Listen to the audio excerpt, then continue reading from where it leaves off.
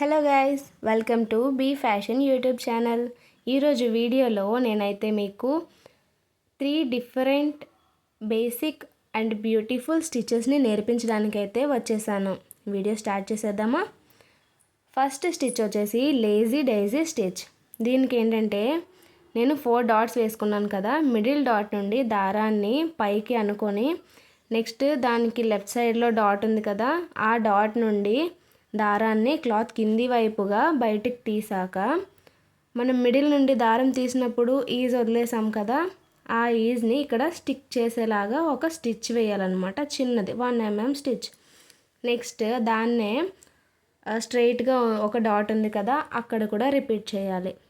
దాని తర్వాత కిందికి రైట్ సైడ్లో డాట్ ఉంది కదా, దానికి రిపీట్ చేయాలి. వీటిలన్నిటికీ దారం మాత్రం మిడిల్ నుండే తీసుకోవాలి, అప్పుడే మనకి ఫ్లవర్ అనేది ఫామ్ అవుతుంది. ఇదైతే 3 పెటల్ ఫ్లవర్. ఇంకా సైడ్కి వేసాను చూడండి డాట్స్, అదేమొచ్చి 4 పెటల్స్ వస్తుంది. నెక్స్ట్ ఏమిటంటే 5 పెటల్స్ వస్తుంది. నీట్గా సెట్ చేసుకొని వెనకాల నాట్ వేసేసుకోవడమే. ఇప్పుడు చూడండి మనకి ఫ్లవర్ ఫామ్ అయిపోయింది. దీన్నే లేజీ డైజీ స్టిచ్ అంటారు.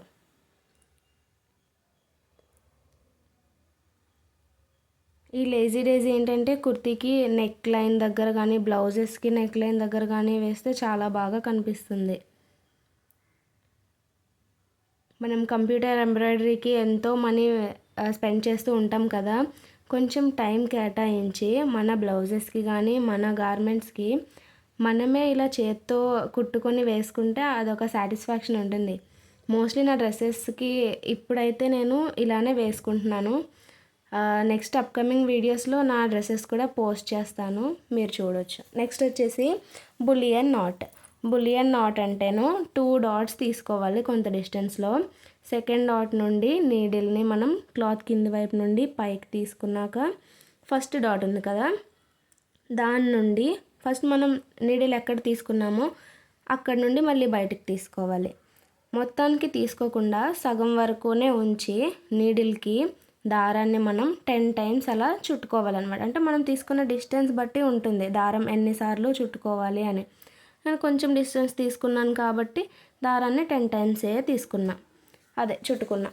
ఇప్పుడు సూది మనకి అంత ఈజీగా బయటికి రావట్లేదు, ఎందుకంటే ఇది ఎంబ్రాయిడరీ నీడిల్ కదా, దానికి ఐ అన్నమాట కొంచెం పెద్దగా ఉంటుంది. సో మనం సూదిని మెల్లగా ట్విస్ట్ చేస్తూ తీసామనుకోండి ఈజీగా వచ్చేస్తుంది. చూడండి, ట్విస్ట్ చేశాక కొంచెం ఈజీగా వచ్చిందనమాట నా నీడిల్ అనమాట. సో ఇలా వచ్చేసాక మనకి నీడిల్ ఉంది కదా, అది స్టార్టింగ్ డాట్ ఉంది కదా, దాని నుండి కింద వైపుకి తీసుకెళ్ళిపోవాలి. ఇదైతే ఫామ్ అయిపోతున్నప్పుడు బులియన్ నాట్.